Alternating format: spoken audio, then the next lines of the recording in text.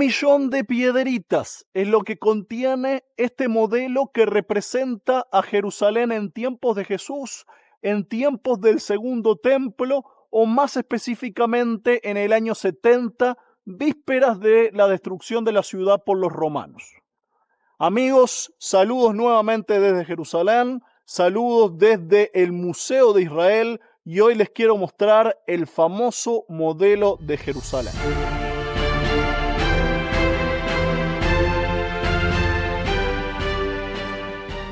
El modelo es realmente gigante y mi idea es darle toda la vuelta. Cuando vengo con peregrinos, con turistas, damos la vuelta para verlos de distintos ángulos y ver los distintos edificios famosos de la ciudad. Siempre que puedo y no hay demasiada gente, me gusta empezar desde aquí arriba, porque aquí es como si estuviéramos mirando a Jerusalén desde la cima del Monte de los Olivos, es decir, al este y desde más arriba. O sea que un peregrino que llegaba a Jerusalén hace 2000 años atrás, cuando llegaba por el Monte de los Olivos, como Jesús el Domingo de Ramos, por ejemplo, y otros miles, decenas de miles de judíos que llegaban en las fiestas de Pesaj, Sukkot y Shavuot, la Pascua, la fiesta de los tabernáculos y la fiesta de Pentecostés, que por cierto, hoy es Shavuot. Un día como hoy, decenas de miles de judíos llegaban entonces al templo de Jerusalén a hacer sus ofrendas, y si llegaban por el Monte de los Olivos, lo que veían era esta imagen de aquí. Natán ahí abajo no estaba hace 2000 años, eso es más nuevo. Cuando miramos a Jerusalén de aquella época, el edificio más enorme que más nos llama la atención es el Templo de Jerusalén. Como cuando hoy uno mira a Jerusalén desde este mismo lugar, desde el Monte de los Olivos, lo que ve, lo primero que le llama la atención es el Domo de la Roca. El Domo de la Roca, la cúpula dorada que está donde estaba ese edificio alto, en el medio. Recordemos que el primer templo de Jerusalén había sido construido por Salomón hace 3000 años, destruido por los babilonios hace 2600 años atrás. El segundo templo fue construido por los judíos que regresaron del exilio de Babilonia hace unos 2500 años atrás, y hace unos 2000 años atrás aproximadamente el rey Herodes amplió el templo de Jerusalén. Entonces lo que vemos aquí es el templo de Jerusalén en su momento de máxima expansión después de la ampliación del rey Herodes. Era en su momento el templo más grande del mundo, el témenos, el área sagrada más grande de todo el mundo. Y ven que tiene un patio bien grande, ven que ahí a un costado unos techos rojos, en forma de basílica, con nave central y dos laterales. Eso también era la basílica más grande del mundo en su momento. Alrededor del templo, esas zonas con columnas, es lo que se conoce como los pórticos. Había 4 rodeándola. Suponemos que el pórtico de Salomón era la que está al este, o sea que nosotros la vemos desde afuera. Ahora, o sea, pasando esa pared estaría el pórtico de Salomón, mencionado también en el Nuevo Testamento. Ese patio bien grande era conocido como el patio de los gentiles, porque también los gentiles tenían permitido entrar al templo. Cuanto más adentro uno iba entrando, más exclusivo se iba volviendo. Si uno pasaba esa segunda puerta, esa puerta de ahí, a un segundo patio, por cierto, esa puerta posiblemente sea la puerta hermosa donde Pedro y Juan curaron a un paralítico. Pasando esa puerta, otro patio conocido como el patio de las mujeres.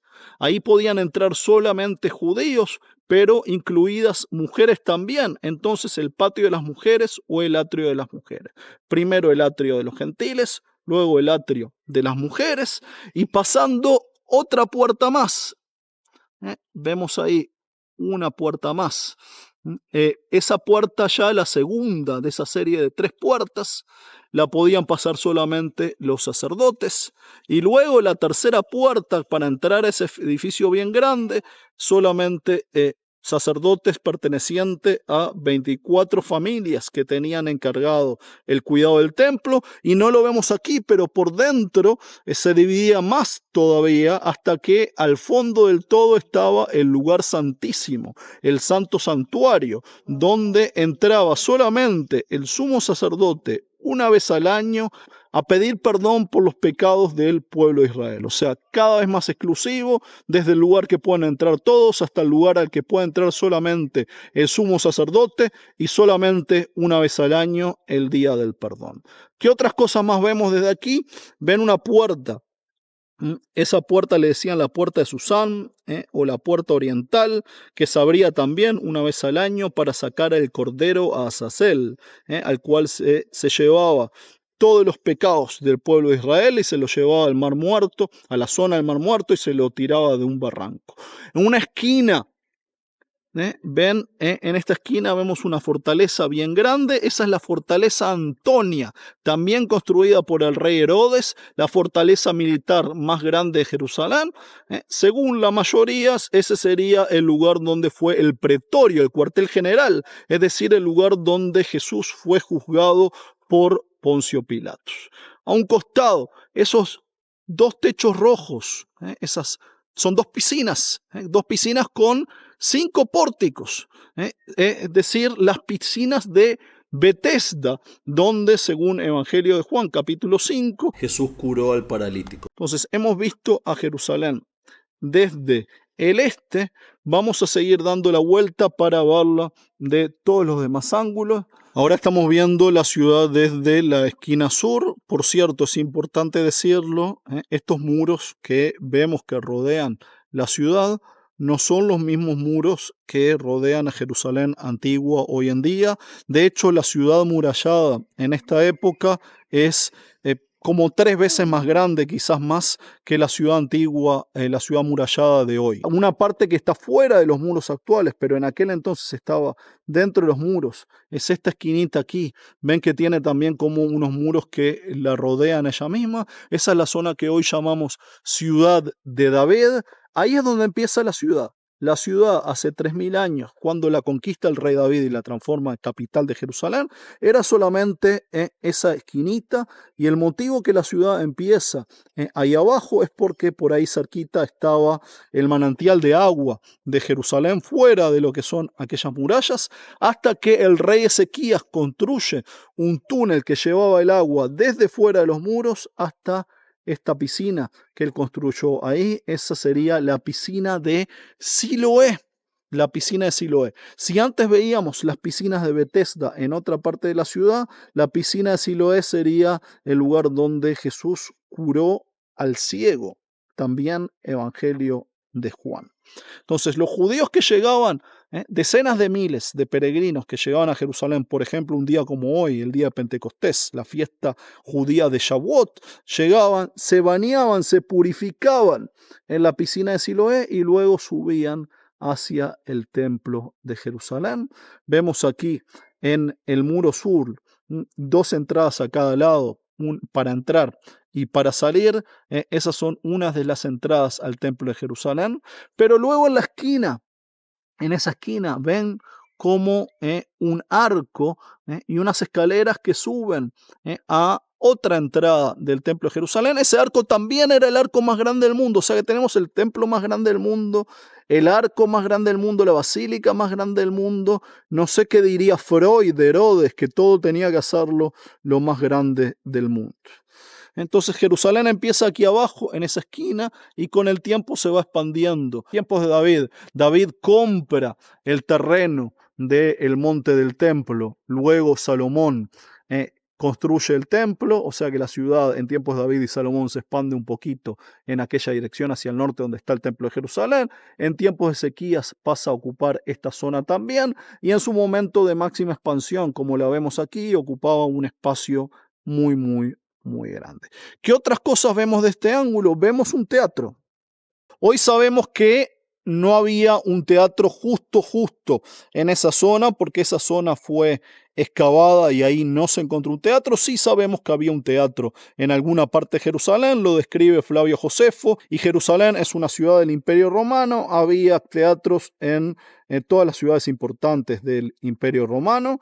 Lo que sí vemos unas casas pequeñas aquí abajo, otras casas más grandes, bien grandes ahí arriba, seguramente pertenecientes a los sacerdotes, la clase alta y la clase de más recursos de la ciudad, que luego tenían su propia entrada al templo, aquel puente que les permitía cruzar al templo sin tener que bajar al valle y volver a subir. Si hemos visto a Jerusalén desde el este, la hemos visto desde el sur, nos vamos a ir yendo para verla desde el oeste, pero antes, un punto más que les quiero mostrar. Ven aquí esa torre como con una pirámide. Así representó el arqueólogo que diseñó el modelo.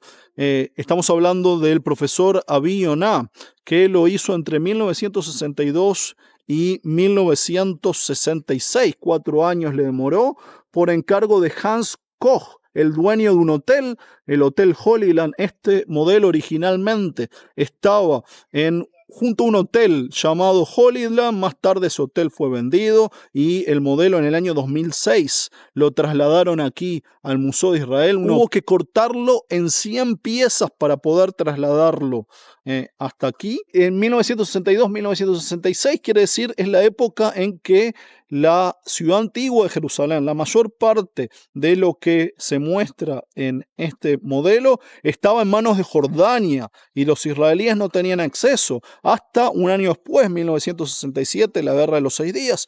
O sea que se tuvo que basar en investigaciones de arqueólogos anteriores a él y sobre todo en las descripciones del historiador Flavio Josefo.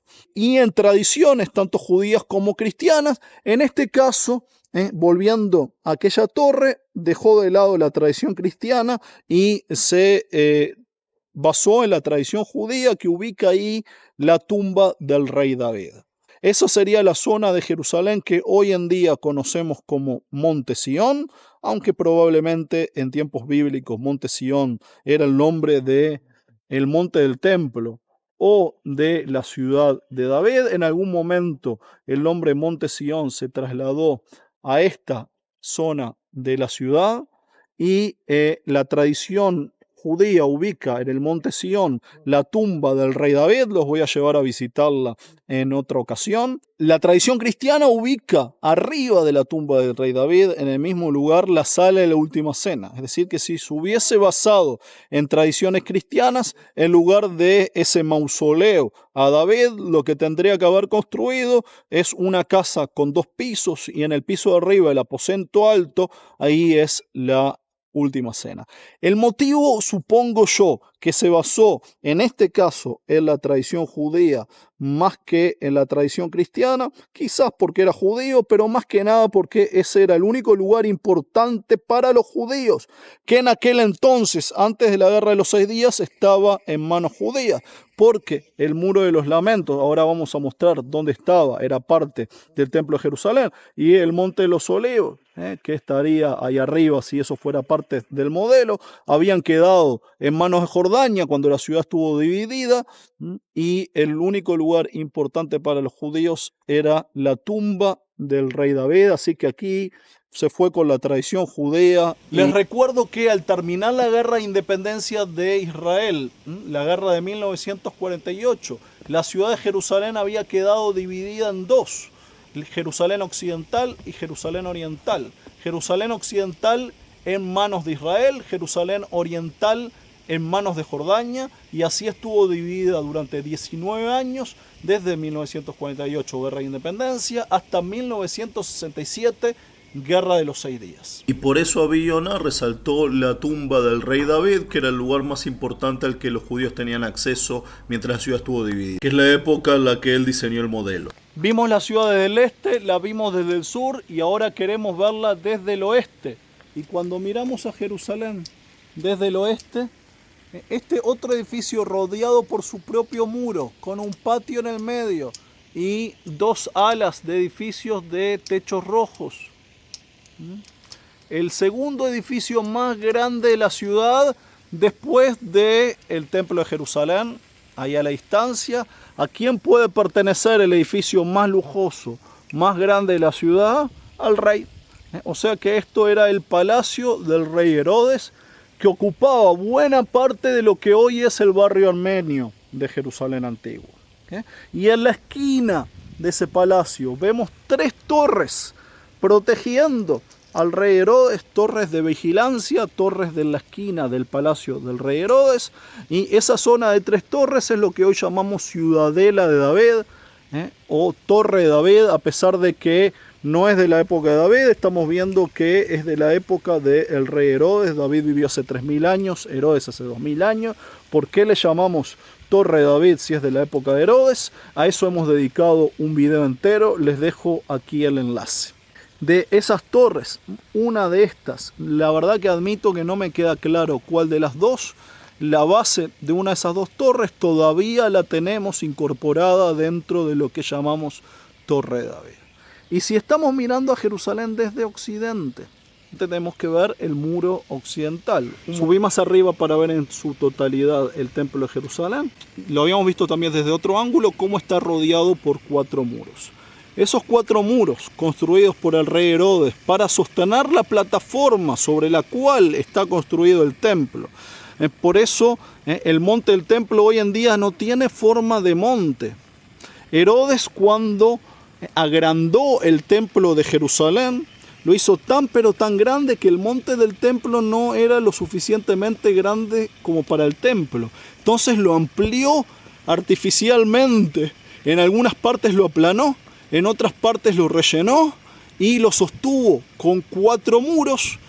Uno de esos muros, el que está a occidente, es lo que llamamos muro occidental o muro de los lamentos. Solo que el muro occidental original iba desde la Antonia hasta la otra esquina, casi 500 metros de largo, lo que hoy llamamos muro de las lamentaciones, que es un resto de aquel muro, una de las poquitas partes que nos quedó en pie. El lugar donde durante muchísimo tiempo lo más cerca que un judío podía llegar del templo mismo a orar era el muro de los lamentos. El muro de los lamentos, 70 metros, un pedacito pequeñito de aquel muro enorme, que en realidad no tenía importancia religiosa originalmente, porque esto no era parte del templo mismo, era una pared exterior de contención.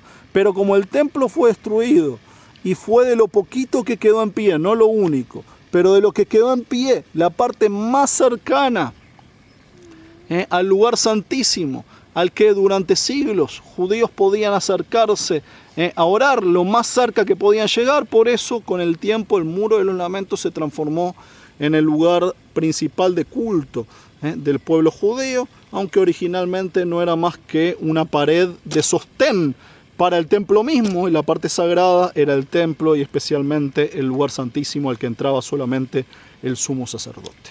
Es importante puntualizar que el modelo representa a Jerusalén en el año 70, vísperas de la destrucción de la ciudad, y no exactamente en el año que Jesús visitó la ciudad. Hay una diferencia clave, que es este muro, el que tengo aquí más cerca, que es un añadido de los años 60. Un muro enorme, enorme, enorme, que construyeron los judíos para ir añadiendo otra parte de la ciudad que quedara protegida también. A medida que la ciudad iba siendo ampliada, se construían más muros para proteger más partes de la ciudad. Entonces, este último de los años 60, ¿y por qué es tan importante el detalle de que es de los años 60 y no del tiempo de Jesús? Por esa cantera de piedra que vemos ahí. Eso sería, según la tradición católica, griega ortodoxa, armenia, el Gólgota. O sea que el lugar donde Jesús fue crucificado, y por ahí está también la tumba. Fíjense que está fuera de aquel muro, pero dentro de este. Y es importante el detalle porque está escrito que Jesús fue crucificado fuera de los muros de la ciudad, y esa parte sí estaba fuera de los muros. Sí, la vía dolorosa, el camino que hace Jesús, desde que es juzgado en el pretorio comenzaría entonces en la Fortaleza Antonia, que la estoy filmando de vuelta desde otro ángulo. Desde la Fortaleza Antonia camina por la ciudad hasta que sale más o menos donde está esa puerta, y ahí es crucificado y luego por ahí es enterrado. Decíamos, según católicos, armenios, griegos y muchas otras corrientes de cristianismo, los protestantes, los evangélicos, suelen creer que es en otro lugar, sería otra cantera de piedra que está representada aquí también. Vamos a ver si agrandando alcanzo a verla. Sí, ahí. Esa zona de piedra es donde está lo que hoy llamamos el jardín de la tumba vacía. Bien amigos, si les gustó el video no se olviden de presionar me gusta. Pueden dejar algún comentario, eso ayuda también a que el video se difunda. Si quieren pueden compartir también en sus redes sociales. Y si es la primera vez que están viendo, no se olviden de suscribirse.